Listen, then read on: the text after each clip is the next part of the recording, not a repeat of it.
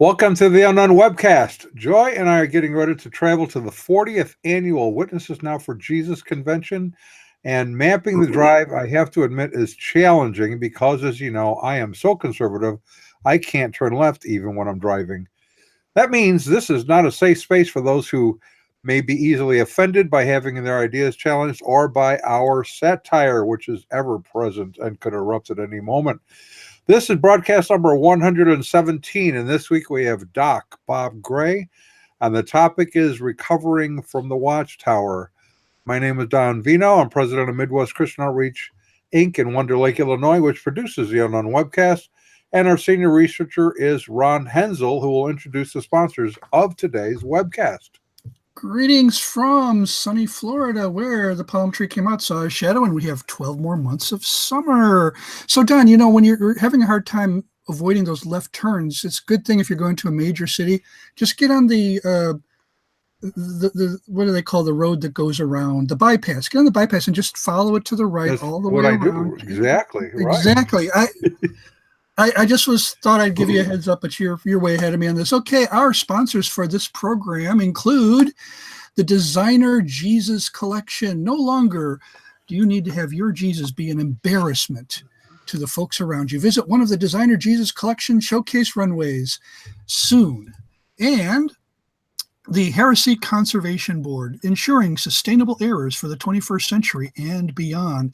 And to ensure continued access to this program, if you enjoy it, or even if you don't and just want to annoy others with it, go to MidwestOutreach.org. That's MidwestOutreach.org. Click the yellow donate button and contribute as you feel led. And don't forget to subscribe to us on YouTube, and then your life will be complete. It will be complete? It will be complete, yes. I thought my life was complete after the 2016 World Series, but now it just gives you an appetite for more, you know. I see. Yeah, you're right. Well, so you can't really call the Cubs lovable losers anymore.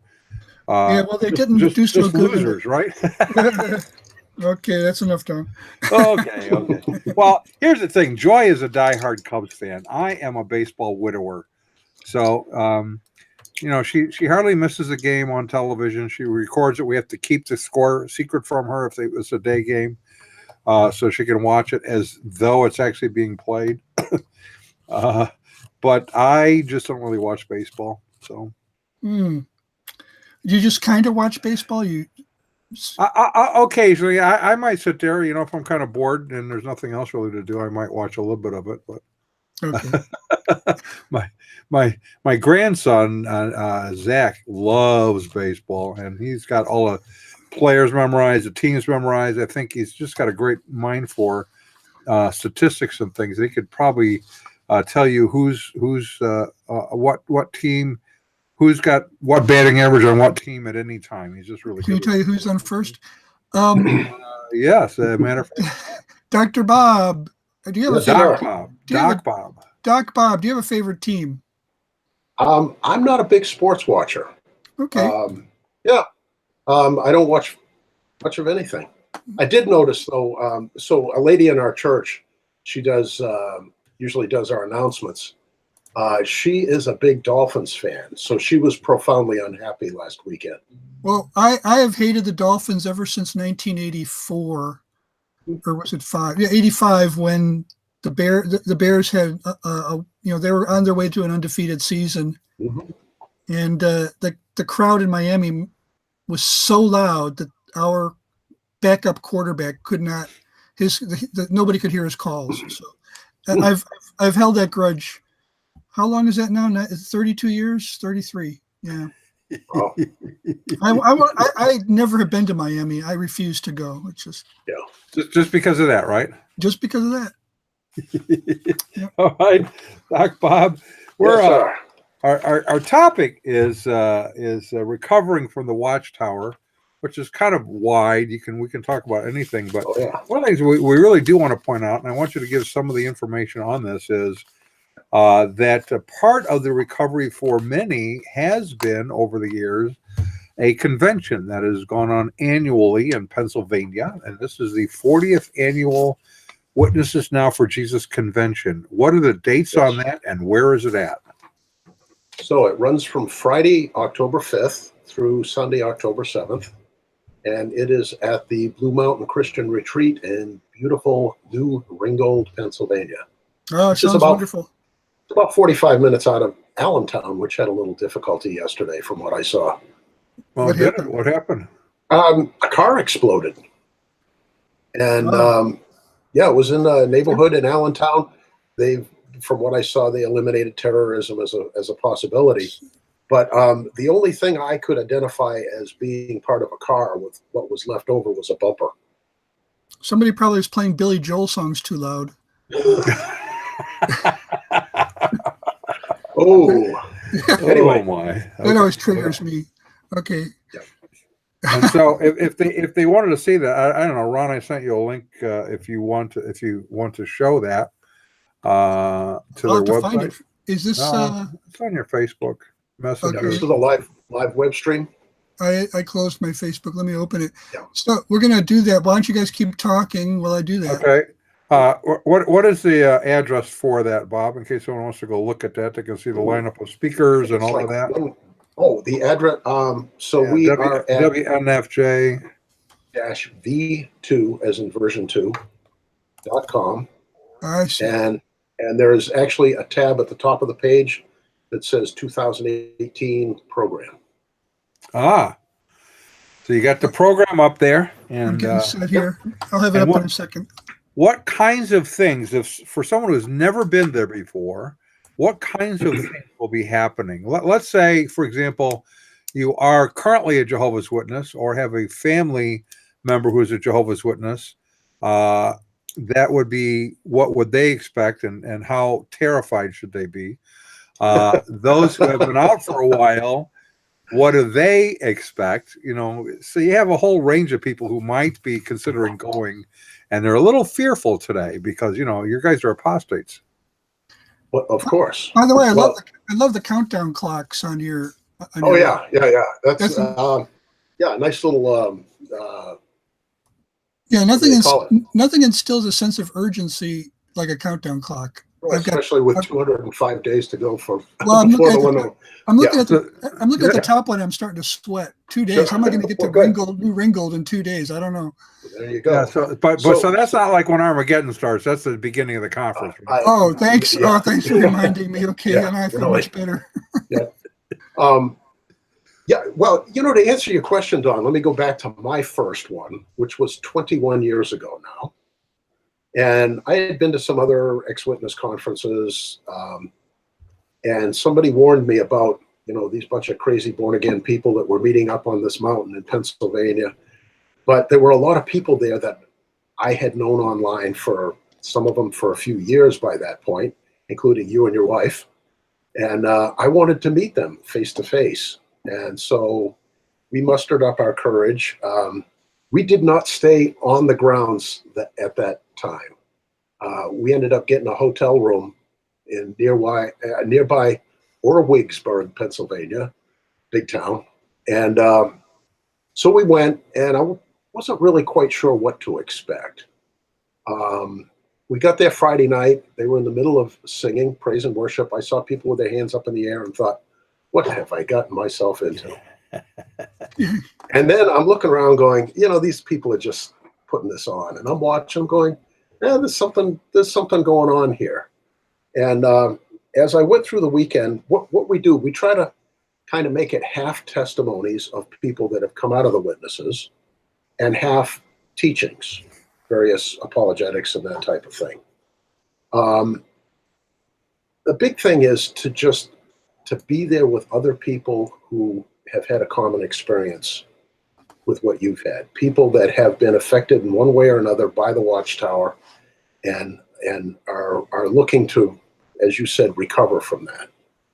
And there's a lot of power in being with other people that have gone through the process, various stages of the process. Yes, absolutely. I found that very helpful for me. Coming out of the abusive group that I was in. Mm-hmm. And, mine was just a hole in the wall group that, I was the only, I knew of one other ex-member, but she had moved to Southern Indiana and I didn't know how don't know that I knew how to contact her at that point. I eventually did later.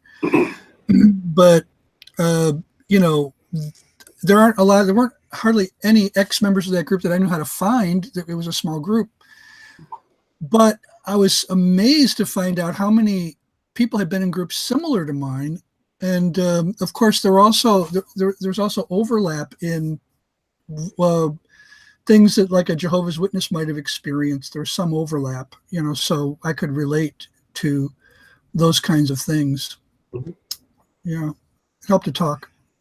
Yeah, one of the things I've noticed early on in my exit from the witnesses, I met with a group down in Boston that was composed of former members of all kinds of groups. There were former Moonies, former Hare Krishnas, former Scientologists, some ex-witnesses, ex-Mormons. And it was interesting how, even though the teachings are different, how very similar everybody's experience was with the group and with their exiting from the group. Mm. Now, I don't want to get political here, so I won't, okay? But I will just point to this past 2 weeks. We've had a man, you know, Brett Kavanaugh. He's been in the limelight. He's been accused. He's had millions and millions and millions of fingers pointed at him, accusing him and telling him he's guilty. Now, the difference, I think, I mean, that's got to be difficult. That has to be traumatic. It has to be horrible. But like I said, I'm not going to get political here. So if people disagree with me and whatever, if they think he has it coming, whatever, let's just put that to the side now. Because when you come out of a cult, you know, at least Brett Kavanaugh has not only all these millions of fingers pointing at him saying he's guilty, but he also has millions and millions of defenders. Mm-hmm.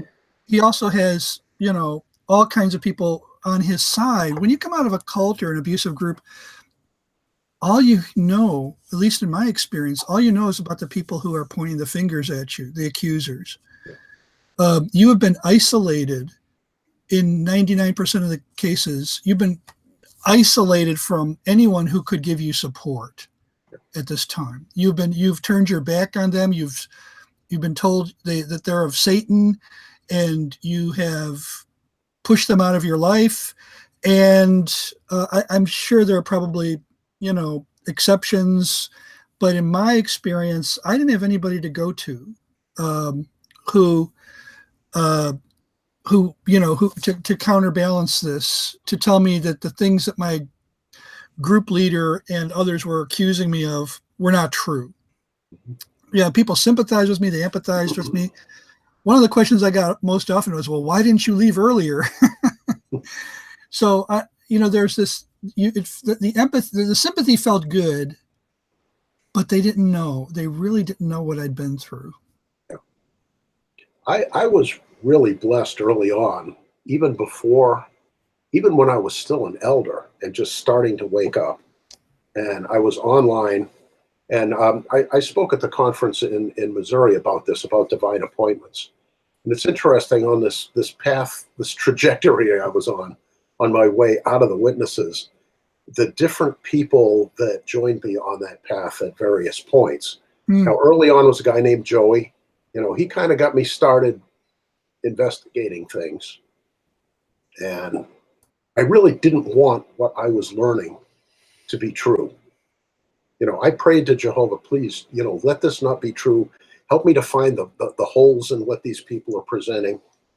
And the next people that God kind of brought into my life was some really angry, bitter, atheist ex-witnesses. And, they, when I look at my view of the structure of the Watchtower, these are the guys that opened the door, threw in a hand grenade, closed the door, and walked away and let it explode.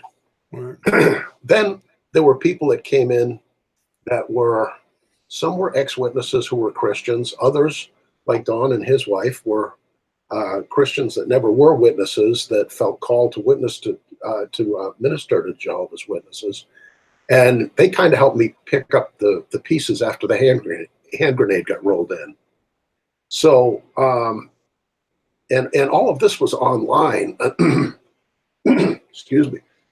Hang on just a second.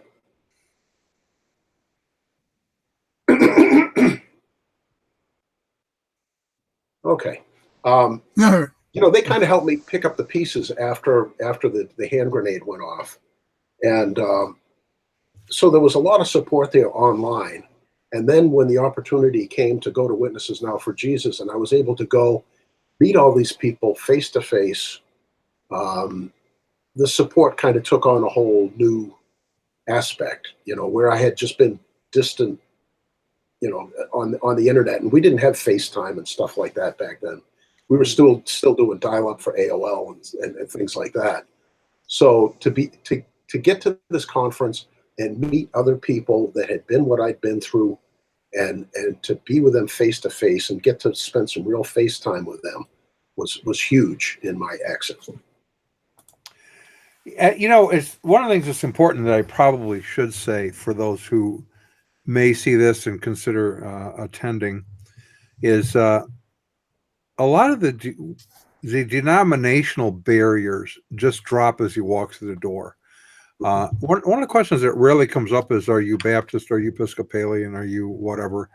Because that really isn't what's going on there. We have a particular focus, which is, what questions do you have and how can we help you answer those questions? What we don't say is, you must believe this or we're kicking you out of our club. Yeah. Because they're on a search. They've spent in many cases, they've spent years, literally years, being told, number one, the Bible's not written to you. It's only written to an elite class. Number two, because it's written to an elite class, we will tell you what it means. And you can't run ahead of Jehovah's organizations and think it means something else. In fact, I remember in the 1980s, they had a series of articles, Avoid Independent Thinking. Yeah. And one of the fun quotes is, there are those who think they can study the Bible alone or in small groups, but strangely, such Bible reading has caused them to revert back to the pagan doctrines Christendom taught 100 years ago. I look at that and I go, wait a minute. If you read the Bible alone, without the Watchtower material, and you start believing what the church has taught for 2,000 years, what do you suppose the Bible teaches? Yep. It's kind of, yeah. So oh, by the way, just out of curiosity, do they try to support that premise, that basic presupposition that the Bible isn't written to anyone but the 144,000? How do they defend that, or how do they justify that position? Well, for the most part, because they view the 144,000 as what we might term the elect or the holy ones. And when you read Paul's letters, they're all addressed to the elect or the holy ones in wherever he's writing to. So they go, see, it's only written to them. So the 144,000 are called the elect? I actually forget. Yeah, or the holy ones, or we might use the term saints. So for the Jehovah's Witness, only the 144,000 are the holy ones, the saints, the elect, whichever term you choose there. Right. The Christ class would be another one. Anointed. So the Bible's written to them. The elect, they are the body of Christ, the 144,000.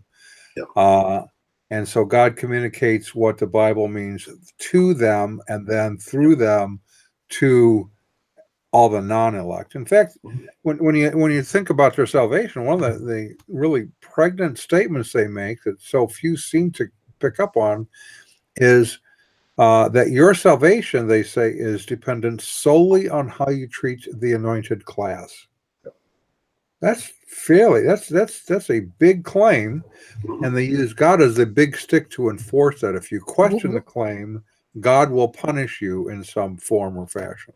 So what if you never meet any of these anointed people? You don't need to meet them because you have what they have told you in the Watchtower or Awake magazines. And we know for sure, I mean, people who write for Watchtower and Awake are members of the 144,000. Did they make that claim? Well, no. All of the governing body are. Yes. Oh, okay. And they are ultimately responsible for what goes into the pages of the Watchtower. Okay. Right, and in a court trial, by the way, the question was posed. I think it was to Nathan Knorr, if I'm not mistaken, who is the editor of the Watchtower, and he said that the Jehovah God is the editor of the Watchtower magazine. So every word that's in there, he specifically reviewed and approved. Well then, yeah. So letters to the editor there are basically letters to God. Yes. Now, now I'm looking at Revelation 7, where it actually introduces the 144,000, and I don't see the phrase "holy ones," nor do I see the word "saints" in that chapter. Right. So, and the other one is Revelation 14. It occurs they're introduced in both those passages. Okay, so the word "saints" does occur in Revelation 14, but my computer's freezing up right now, so I'm gonna have to wait till later. It doesn't identify them as solely being the saints there either. Right, but the Watchtower does, and since God is the editor, therefore you must believe what the Watchtower says about those individuals. Yeah. So they can't. I mean, it's their assertion. It really is. It looks pretty dubious from the text to me to say that the 144,000 are even called saints. Yeah. Or told that they're the only saints, because it sounds like there's. Yeah. So, okay, just thought I'd throw it out there. Yeah. When I teach on this subject, a phrase that I often have to use is, I didn't say it had to make sense. Right. The explanation, because if you ask Jehovah's Witness if they believe in extra biblical revelation, you'll go, oh, no, everything we teach is right from the Bible. But it wasn't until the 1920s, 1930s, before the Bible students at that point, who became, a branch of them became Jehovah's Witnesses, even made the distinction between the 144,000 and that's when they went to John and said, Jesus talking about the other sheep, not of this fold that would become one flock, one shepherd. They identified those other sheep with the great crowd of Revelation 7 verses 9 and following. So to kind of connect this with our theme of recovering from the Watchtower, I mean, I brought up, I think I'm the one who brought up this whole, 144,000 thing. And yet the more we talk about it, the more I realize that, as you're coming out, this is confusing. I mean, this is like mind-boggling stuff. I had a knee-jerk reaction, when I hear the Bible's only written to the 144,000. Immediately I go, what? Say what? It's like nobody in church history has ever said that, Yeah. And so, anyways, therefore, it's like, how do they get this? And then you explain their reasoning, and I'm thinking, this is the most lame, it really just intellectually dishonest premise. And but then I realize, when you're coming out of the Watchtower, you have not been trained. Number one, you're not been allowed to question anything, and number two, if you thought of questioning it, where are you going to get the wherewithal to know how to go through the text and test the assumption, test the presumption, whatever? Yep. You have not been taught to really examine the text, right, and figure out where it's going. You've been spoon-fed everything. And that's really how their study program runs. If you look at both their Watchtower study on Sundays and then what they call a Bible study, which is really sitting down and going through a Watchtower produced book with somebody. I've been to both. So if you think about it, what they do is they introduce the premise first. Yes. You read the paragraph. So they're already priming you with the thought. And then they take you to a bunch of proof texts. And you go, oh, yeah, of course, that makes sense. Instead of going to the text and going, okay, what do we get out of these texts? Well, so it's eisegesis instead of exegesis. I've had, before I ever went to a Kingdom Hall, and the first time I ever did that was I think it was in 1976, I visited at Kingdom Hall. So maybe, I don't think it was any later than that. I'd already seen Watchtower and Awake magazines, and I'd noticed the Watchtower magazines had little questions at the bottom, and I thought, this is interesting. I wonder what that's there for. And then as I'm sitting in my seat at a Kingdom Hall, I'd been invited to go, and I took up the invitation and went. When you get to the study time, this vast sea of watchtowers unfolded before me on everyone's lap, and I could see where everyone had underlined or highlighted the answers to the questions in the text. The questions at the bottom, they highlighted the answers. And then at this Kingdom Hall, they had a guy, two or three guys, I think, with roving microphones, where they would go which is a big job in the Watchtower. Really? Okay. Well, it was it was challenging. They had somebody would raise their hand to answer the question. A guy with a mic would go, and it was on a long pole, and he would slide it down the pew. There wasn't a pew; these were movable chairs we sat in, and somebody would answer the question. So now, I'm in high school, but I can figure this out. You've read the magazine.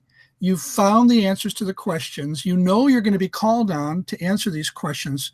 You've been through it twice, even before you've been to the Kingdom Hall. And then you go through some guy standing up. He's reading the text. You're hearing it a third time. Yep. Somebody else asks the questions at this particular Kingdom Hall, and somebody gives an answer. Now you've heard it 4 times. You've been through it 4 times by the time you leave that Kingdom Hall. I was in high school, and I knew that this was indoctrination. This was not teaching. I'd been to church services where there was teaching, and this was not it.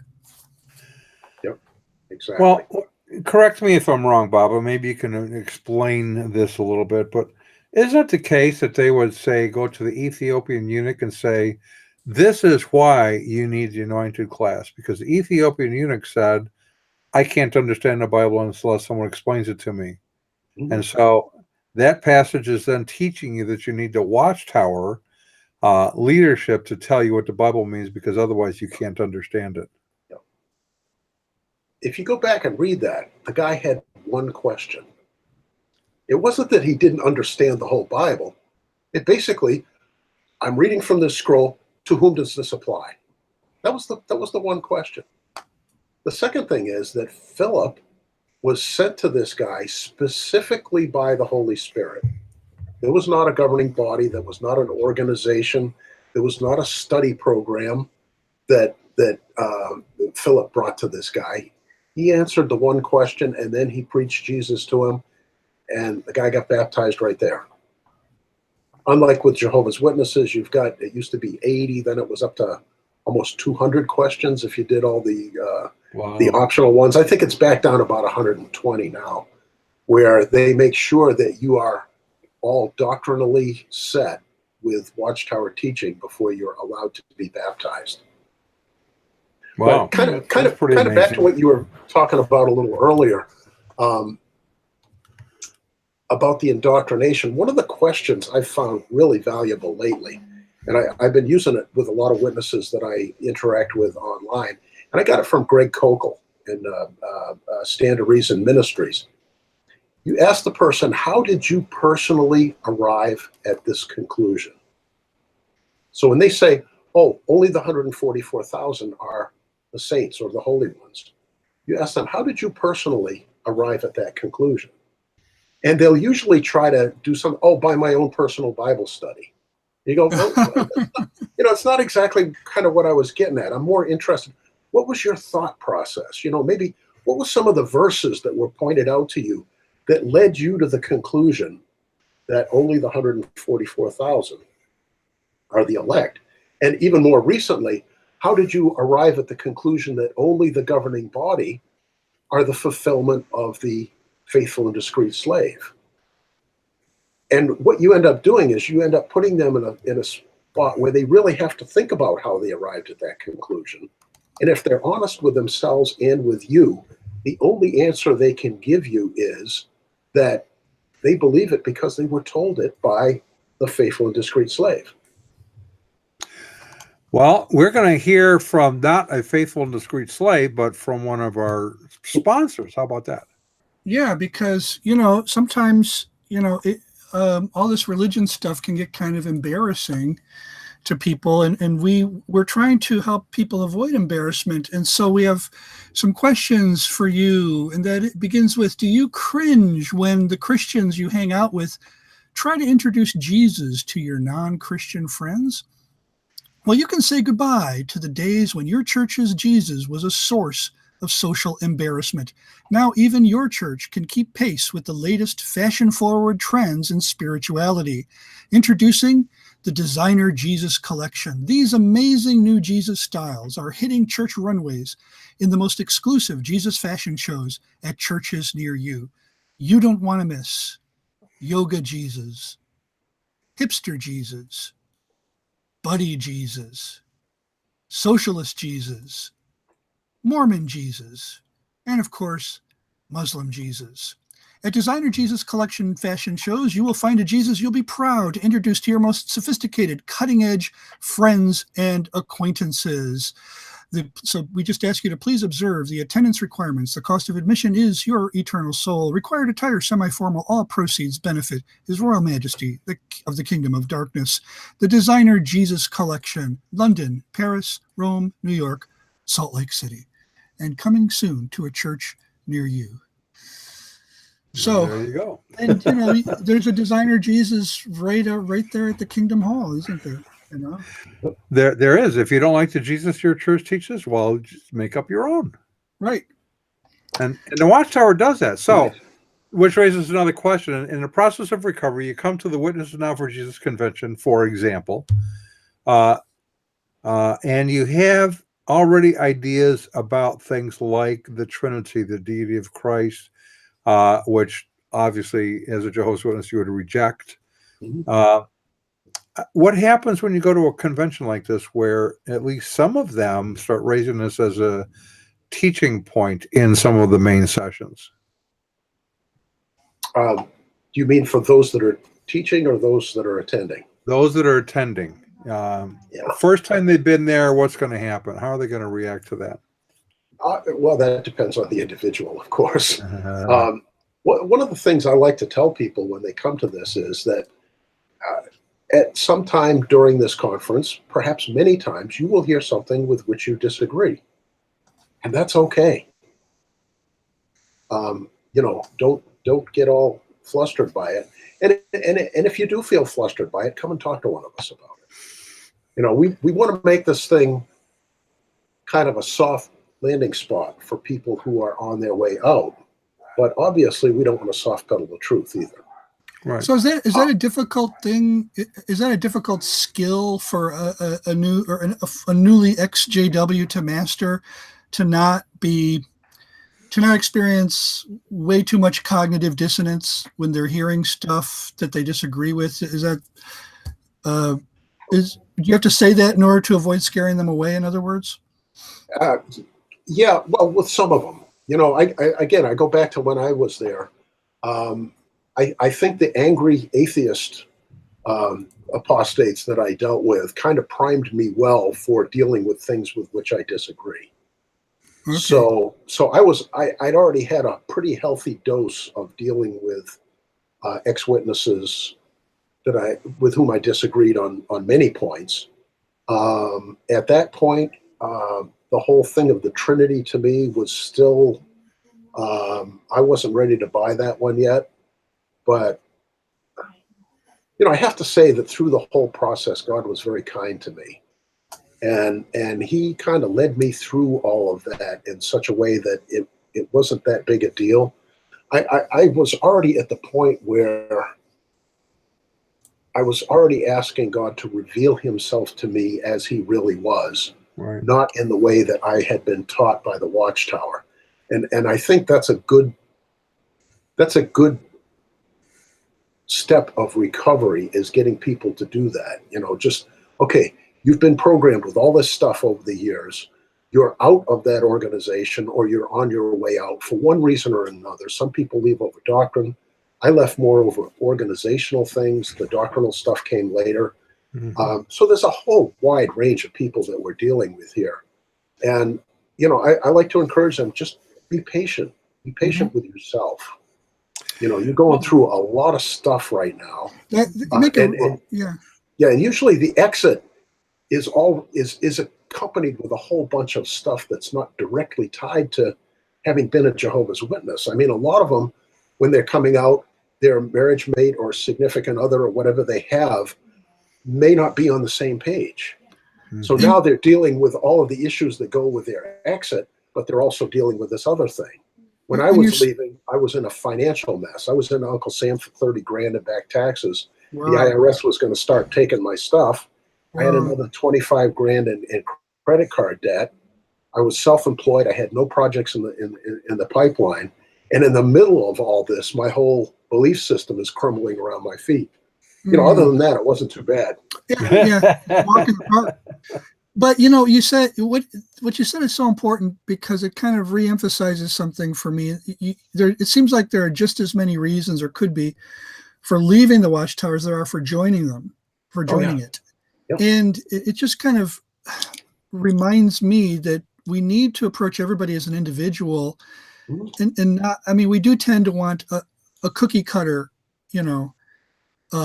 approach, and and I think one of the reasons we gravitate toward that, in terms of either trying to get people to leave or trying to help them after they leave, is because we're already face a kind of a steep climb in just trying to understand all of the Watchtower doctrines and practices. I mean, for outsiders like me, you have an advantage, of course, but for outsiders like me, this is like opening a whole new world to me. And fortunately, I've been studying it for like 30 or 40 years, but I still don't really have it all down, because I haven't made it my major focus.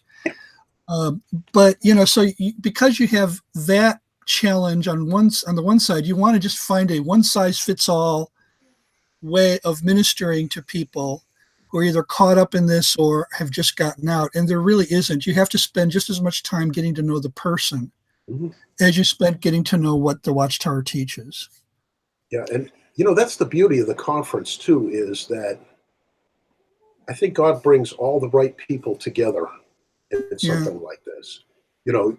More often than not, you will find people making connections at these things that last for years, as with Don and myself. Right.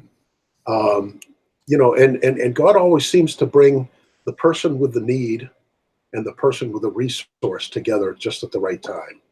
And it's a thing of beauty to watch. Time after time, I've seen this.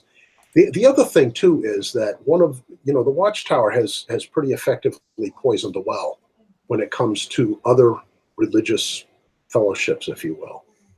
And their statement time and time again is, where else will you go? Right. Where did you learn the truth to begin with? Right. And I always, and they will cite John 6:68 when it comes to that. And I always take people, I says, open up your Bible, read what it actually says. Jesus asked the disciples, are you going to leave too? And Peter says, Lord, not where shall we go? Lord, to whom shall we go? Mm-hmm. So it's about a who, not a where. And I generally tell people, you go to Jesus, and then he'll sort the rest of it out for you. And it almost sends shivers down my spine to hear you say that, because that's almost exactly what my ex-spiritual abuser said. Where are you going to go? Mm-hmm. And he would also say something. One of the things I never forget him saying is, no one has ever done well spiritually after leaving our group. Does that sound familiar? Oh, yeah. Okay. So number one, there is nobody else out there. The leader said to me, I've been looking for all these years. I'm it. Our group is it. If you find somebody, I'll be very surprised. And number two, no one has ever done well spiritually after leaving our group. And so you're terrified when you leave. You've been trained to believe that this person has some kind of authority. Yes. Now, I didn't formally believe that he was inerrant and infallible, but I was kind of acting like it in a way, or in many ways. not consistently, but so I'm saying this for any Jehovah's Witnesses listening. And when I got out, I found that this is common among all the groups. They all say this. It kind of is, and I think back several times we've had those who were Jehovah's Witnesses who were entertaining leaving or had left and were unsure what to believe next.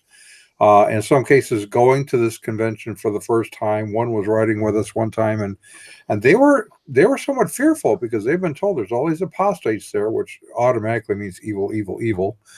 And they're in a car now with two opposers, which is almost as evil. And they would say, well, what do you do there? And so to kind of break the ice, we would say, before or after we sacrifice the chickens? Yeah. And they would stop, and then we'd laugh, and then they would kind of get it. And now that sort of starts breaking things down because we want to take away some of the preconceptions about what goes on there. And they say, well, what if I get there and I don't want to go to any meetings? They say, well, don't go to meetings. It's a beautiful mountain, a lot of landscape, a lot of scenery, a lot of places to walk.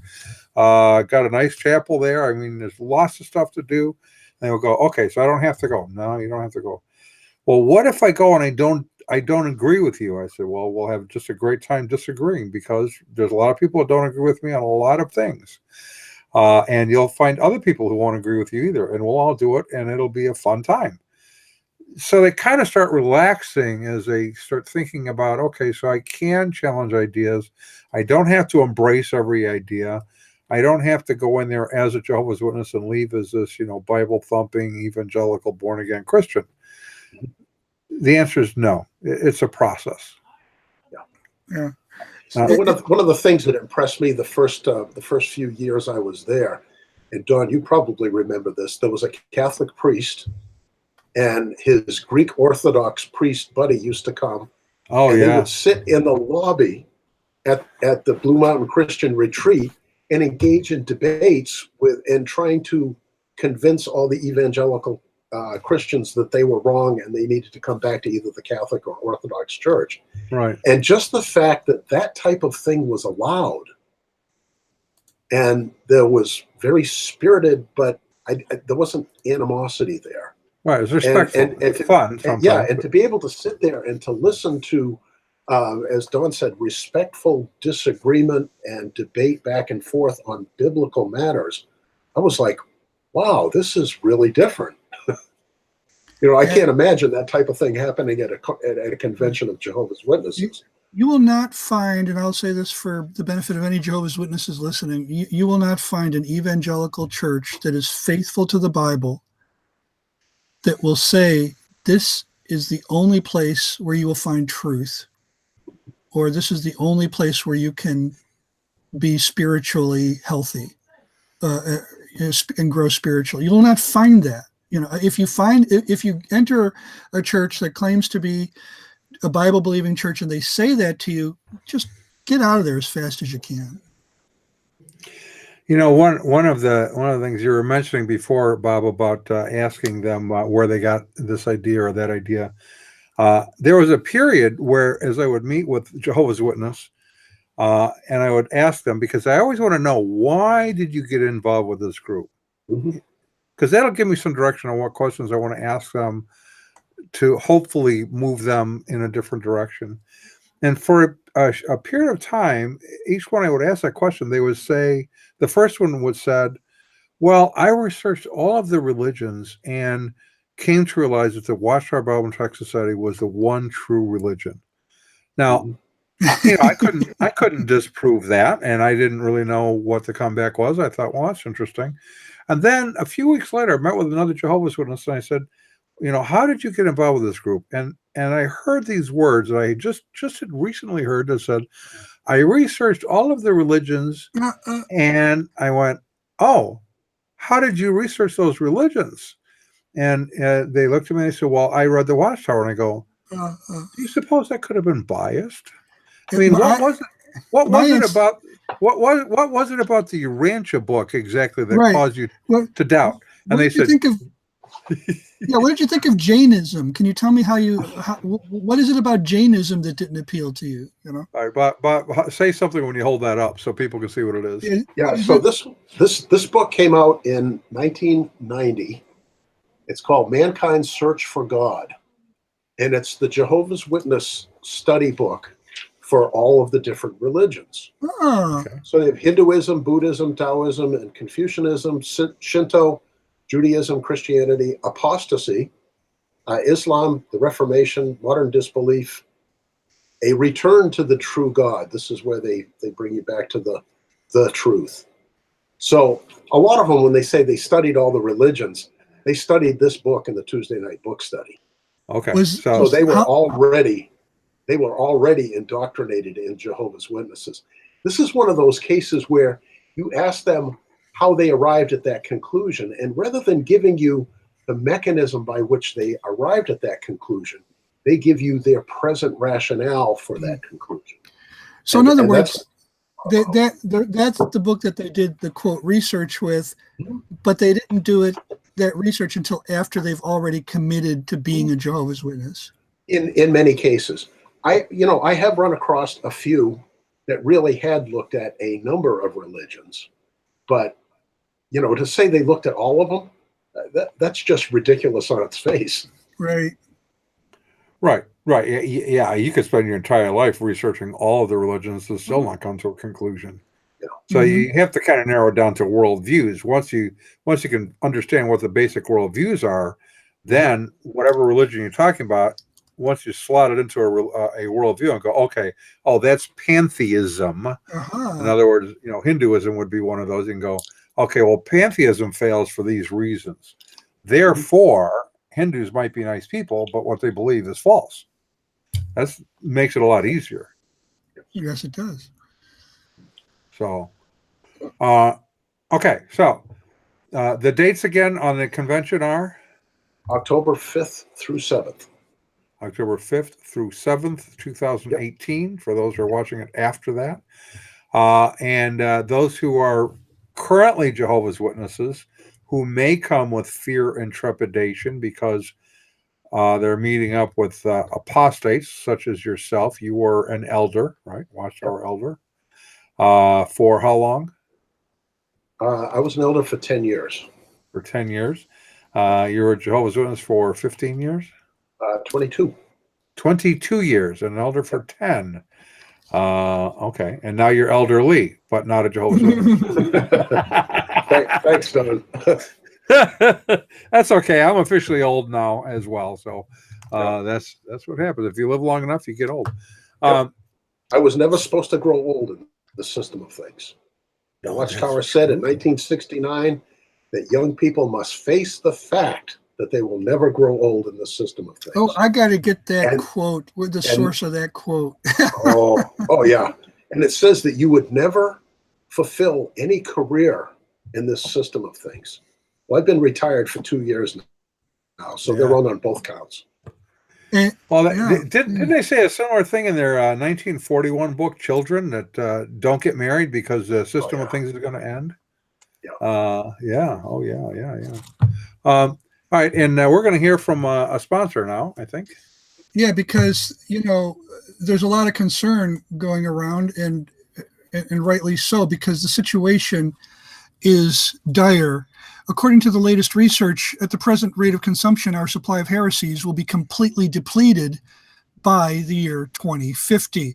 The consequences will be disastrous. If this happens, most cults will close their doors by the end of the century, and most heretical websites will completely disappear from the internet. Not to mention the fact that 75% of what passes as Christian programming will disappear from the airwaves and cable TV. The solution is simple. Heresy recycling. Whether you're online, visiting a church, or out at the mall, you can do your part. Always look for the label, the HCB label, the Heresy Conservation Board, ensuring sustainable errors for the 21st century and beyond. So always look for the label. Hate to run out of heresy. We got to keep recycling. It would be disastrous. Or we would be out of a job right there. We would definitely be out of a job, right? And all that big money we make, right, Bob? Oh yeah. It's like what Al Yankovic when he sang the song Yoda. If you kill Darth Vader, then you'll be unemployed. So I don't think I heard that one. It's to the tune of Lola. Yo yo yo yo Yoda. And he says, I know Darth Vader makes you annoyed, but if you kill him, you'll be unemployed. It's like, so okay. Yeah. Well, I'd love to let Weird Al loose on some Kingdom songs, some Jehovah's Witness songs. That would be good. Anyway, that is something I kind of remember. I mean, I don't want to be critical here. I just, the melodies of those songs that I heard that day, and I can't say I really remember them, but they did not strike me as catchy tunes. They were kind of like, I don't know, dirges. Is my memory off here? I mean, oh no, your memory is very good in this case, anyway. They were like, how can you listen? I mean, well, in this Kingdom Hall, they must have had it on cassette tape. That was the reigning format, unless they had LPs. So they put in a cassette tape, and it sounded like a chamber music quartet playing the instrumental accompaniment. They were mostly sounded like string instruments. Sure. This would have been late 70s. Yep. And they were singing to these melodies, and they were just, I'm sorry, they were horrible. I just, okay. Well, I've said it. My standard line on that is that, when people ask me what the music is like at the Kingdom Hall, I say it's basically dead, which I was at a Scottish Games this past weekend, and they have what they call the Kirkin of the Tartans. So every clan brings its flag in, and there's a church service. Well, the guy that does that has been the chaplain here for 42 years. And he's a pretty funny guy. But when we went to sing the hymn, he says, and remember John Wesley's admonition that when singing hymns, one should do it as though one were not dead. Well, but my standard line for people when they ask how dead is it, I say that the singing at the average Kingdom Hall would make an Anglican look absolutely Pentecostal. Well, it's like when I was in Bible college, we had the choir. The guy who taught the choir class and the music classes also led singing in our chapels, and he got on this kick of introducing us to new hymns, and because there were a lot of hymns in the hymnal we didn't sing. And he would, after he gave us a new one, he would ask for a show of hands sometimes. How many of you ever heard that one before? And almost all of us raised our hands. And many times I was saying, and now we know why, because it was just, the melody was just awful. There are some really badly written, in terms of musical composition, badly written hymns. But we tend to avoid them, and we tend to sing the nicer ones. Everything I heard at the Kingdom Hall that day was not, I wouldn't say dead, I would say deadening. So you have someone who is potentially leaving the Watchtower, leaving Jehovah's Witnesses, come to this conference for the first time. As you mentioned, when you walked in, there were people during we'll call it the song time, is for us worship, but if you've never really done this before, could be a unique experience, and maybe a little fearful, because you have people, some people at least, raising their hand. Now, is it required that you raise your hands? No, that's good, because I'm not a big hand raiser myself. All right. Okay. So you might not want to. Is it required that you stand up? No. No. So if you're there and you don't want to stand up, that's okay, and no one even looks at you one way or the other. If you don't want to raise your hands, that's okay too. And you don't have to wear a tie or a dress if you're a woman. Casual attire is perfectly. You do have to wear some clothes, though, right? That would be a good thing. Yes. Yeah, that's always a good thing. It's recommended. It is definitely recommended. Attire is recommended. Yes. Yes. Well, Jay Hess, a former Jehovah's Witness, he used to write for the Watchtower, actually. One of the talks he gave, he got up front to give the talk, and no tie.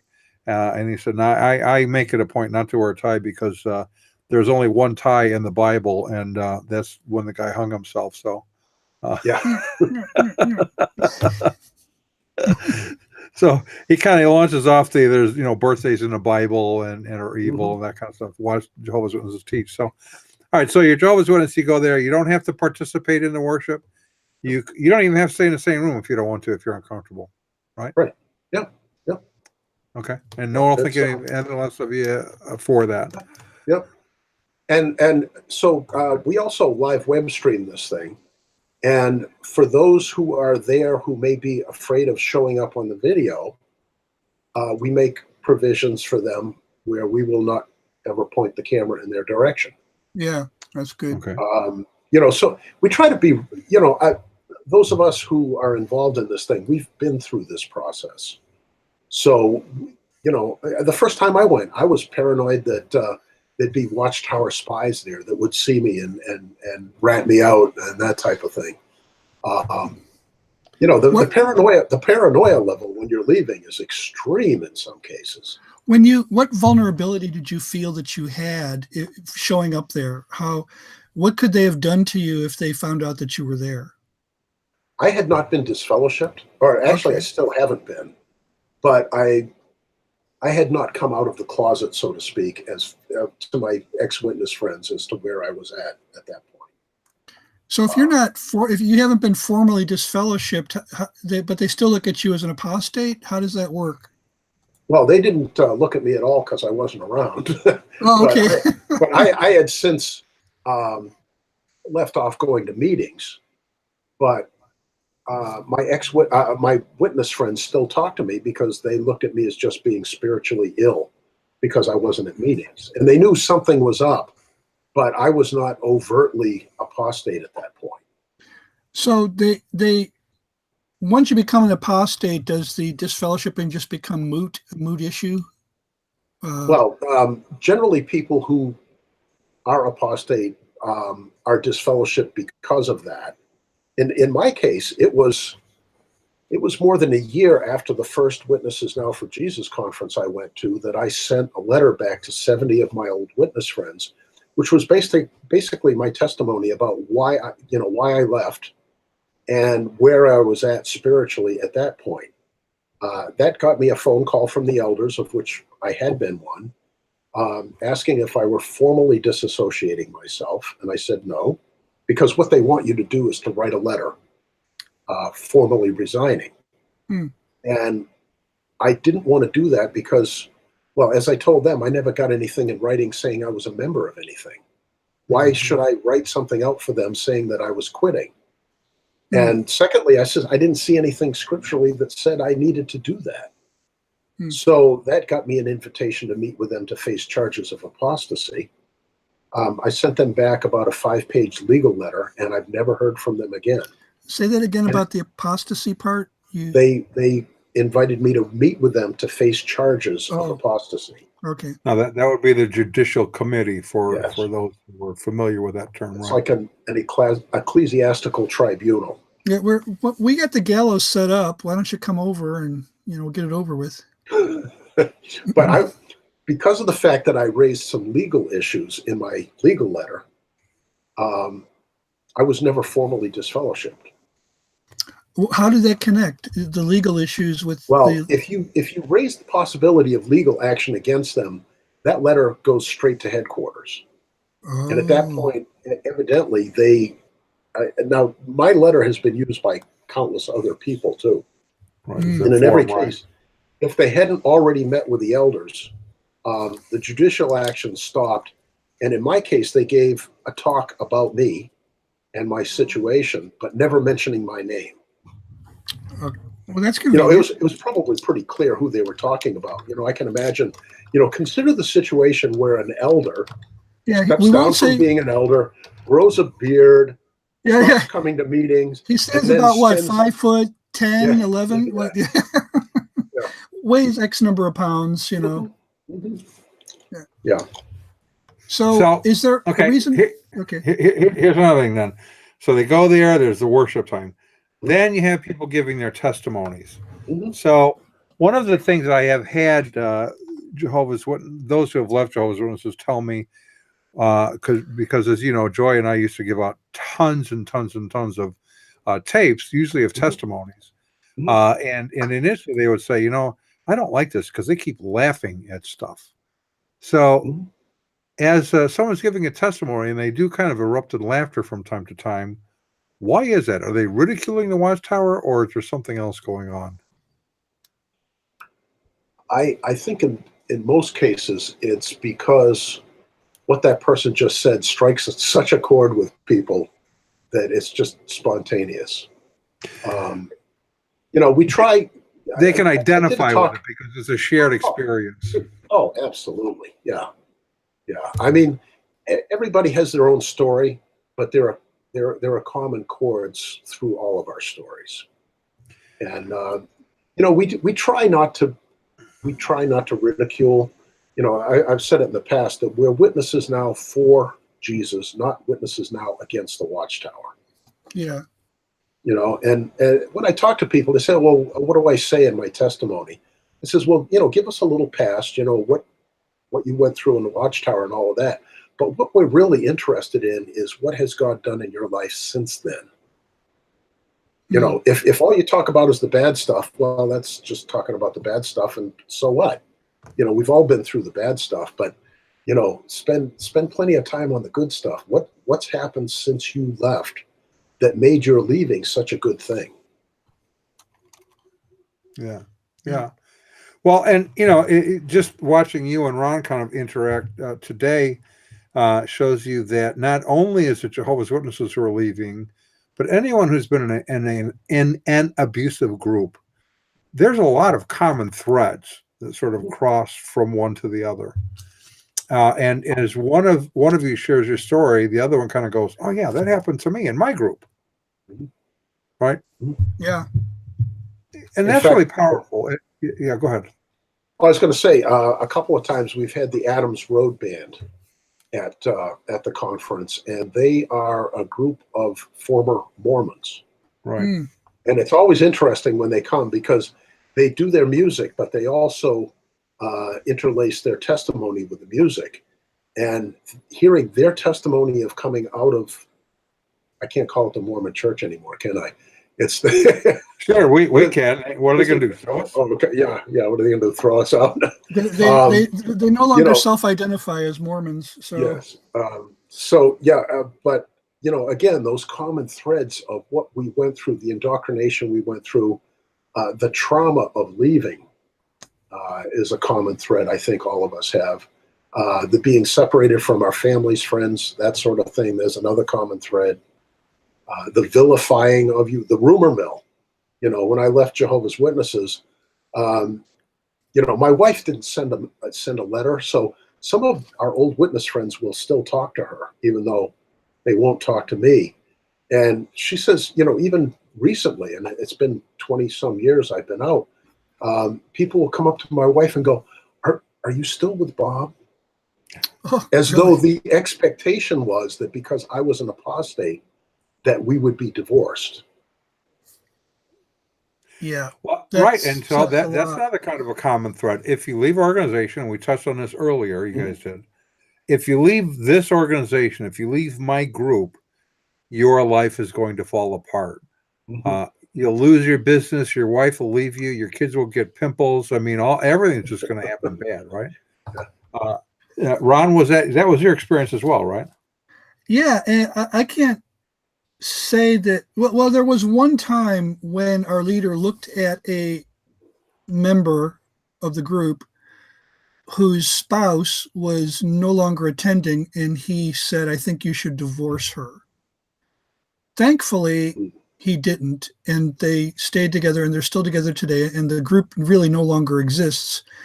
But as soon as I hear that, I think of some of the people we met at this conference at Naperville Bible Church in 2002, Don, who I won't name the group, but we met more than one divorced couple, or we didn't meet the couple, we met the spouse who was in attendance there.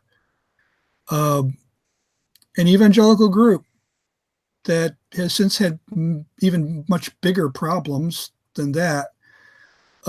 So it happens. You leave the group. One member wants to stay, and it ends up in divorce. And then they spend the rest of their time trying to convince you they're not authoritarian. Right. So, right. Well, right. I think too that the thing is that in the case of Jehovah's Witnesses, they will not, they cannot themselves that the couple broke up because of what happened in the organization, not as a result of one or more of them leaving. Right. Because I've seen several situations where both husband and wife left, they ended up getting divorced anyway. Right. yeah, that does happen. But a lot of this is more a case of what they went through in the organization that really set the grounds for them being separated and divorced, than the trauma of leaving. Yeah. So we're going to need to wrap it up here. We're running a few minutes over, but just kind of a last. Here's what I would say that people should think about going, whether they are currently Jehovah's Witnesses trying to figure things out, whether they have recently left the Watchtower, if they've been in some other authoritarian group, or you're just a Christian who's trying to figure out, okay, how do I talk with Jehovah's Witnesses?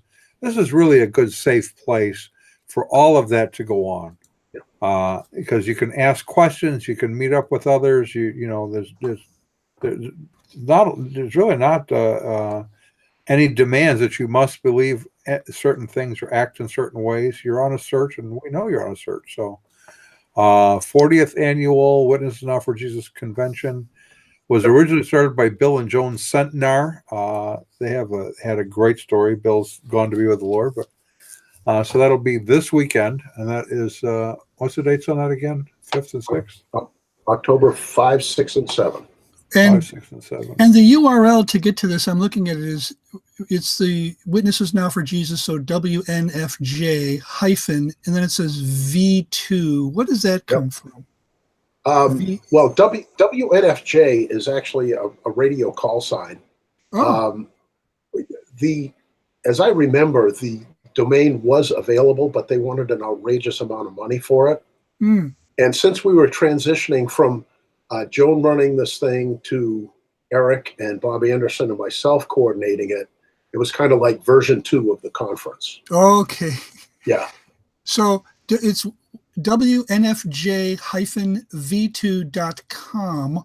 That's correct. Yep. Witnesses Now for Jesus version 2.com.